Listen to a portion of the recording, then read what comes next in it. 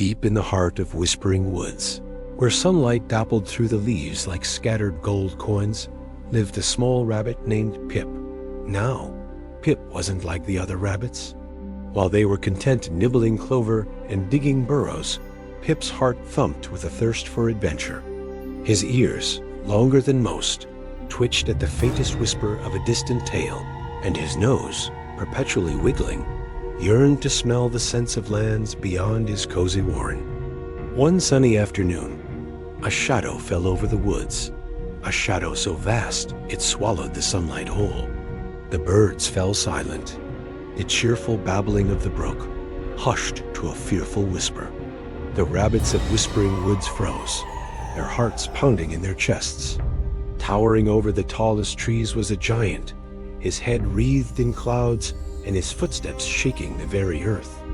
The rabbits had heard tales of this giant, a grumpy behemoth who guarded a legendary treasure, the Sunstone of Eldoria, a gem said to hold the warmth of 1,000 summers. Fear spread through the warren like wildfire. "We must hide," chattered one rabbit. "He'll surely stomp on our homes," squeaked another. But Pip, peering out from behind a mossy log, felt not just fear, but a spark of electrifying curiosity. The Sunstone. He had dreamed of it, of its legendary glow. He knew what he had to do. While the others scurried deep into their burrows, Pip stood tall, his small chest puffed out. He was going to face the giant. Pip's journey began at dawn. The woods, usually so friendly, now seemed menacing in the giant's shadow. He hopped over gnarled roots that looked like grasping claws and squeezed through thorny bushes that tore at his soft fur. He followed the giant's enormous footprints, each one a small pond he had to navigate around. Along the way, he met a wise old owl named Professor Hoot, perched on a branch, one eye quizzically open. "Hoo-hoo, little one," Professor Hoot hooted softly. "Where does such a small rabbit travel with such a big purpose in his eyes?" Pip, catching his breath, explained his mission to retrieve the Sunstone and bring light back to the woods. The owl blinked slowly, impressed by the rabbit's courage. "A noble quest," he said, "but the giant is not just large, he is lonely. His heart is as heavy as his footsteps. Remember this, brave rabbit. A kind word can be mightier than the sharpest sword." Professor Hoot then taught Pip a secret path, a shortcut through the tangled undergrowth that would lead him directly to the giant's mountain lair. Following the owl's directions, Pip soon found himself at the base of a towering mountain. High above, he could see the entrance to a cave, the giant's home. The climb was treacherous. Loose stones skittered under his paws, and the wind howled around him, trying to push him from the narrow ledge. But Pip held the owl's words in his heart. He wasn't just climbing for a treasure. He was climbing to understand. Finally, exhausted but determined, he reached the cave. Inside, sitting by a crackling fire, was the giant. He wasn't roaring or smashing things as the stories claimed. He was just sad. His massive shoulders were slumped, and he stared into the flames with a profound look of loneliness in his single large eye. The legendary Sunstone sat on a ledge nearby, but its light seemed dim, mirroring the giant's own gloom.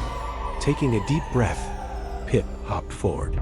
The giant's head snapped up, his eye widening in surprise at the sight of the tiny creature.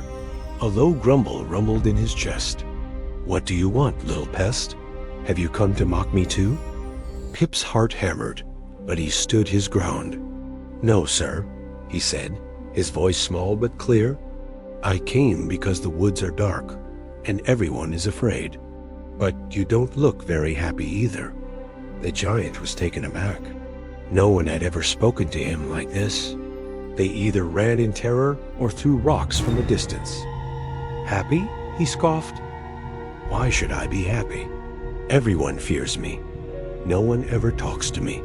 I have this beautiful stone, but its light does nothing to warm my own cold heart." Remembering Professor Hoot's advice, Pip's ears drooped in sympathy. "It must be very lonely being so big," he said softly.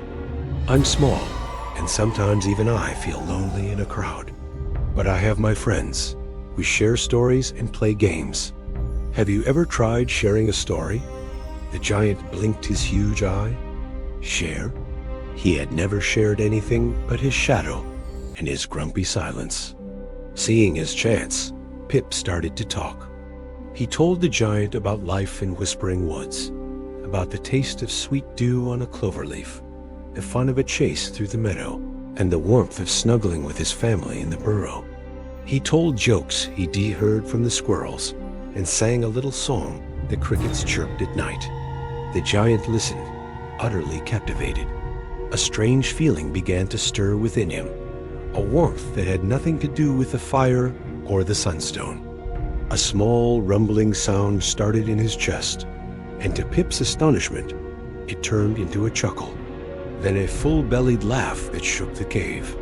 "You are a funny little creature," the giant boomed, a genuine smile spreading across his face for the first time in centuries. "You are the first to ever see me as more than just a monster." He looked at the sunstone, then back at Pip. "You came for this, didn't you? To bring light back to your home." Pip nodded. "But," the giant continued, "I see now that this stone's true power isn't in just sitting here. It's meant to be shared."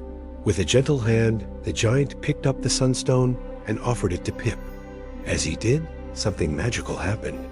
The stone, which had been dim, flared to life with a brilliant, warm light, brighter than ever before. Its glow filled the cave, chasing away every shadow. The giant gasped, his own face illuminated. He saw his own reflection in the stone, and for the first time, he didn't see a monster, but just himself. Pip, carefully holding the now glowing stone, thanked the giant. "Will you come visit us in the woods?" he asked. "You don't have to be lonely anymore." The giant's eye welled up with a tear the size of a puddle. "I would like that very much, little friend," he rumbled. Pip's journey back was much easier. The path was lit by the sunstone's radiant glow, and his heart was light with joy. When he arrived back in Whispering Woods, the other rabbits crept out of their burrows, their eyes wide with wonder at the brilliant light. The sun seemed to have returned, but it was coming from the tiny rabbit holding the magnificent gem. Cheers erupted through the woods. Pip was a hero. True to his word, the giant, whose name they learned was Barnaby, came down from his mountain. He moved carefully, stepping around the trees and burrows. At first, the animals were timid, but seeing Pip hop onto the giant's huge boot, they realized he was a friend. Barnaby shared stories of the mountains and the clouds, and the rabbits shared their songs and games. The sunstone was placed in the center of the clearing, its warm light a constant reminder of the day. Courage and kindness bridged the gap between the small and the mighty. And Pip, a brave little rabbit, proved to everyone that no shadow is too big to overcome, and that the greatest treasure of all is friendship.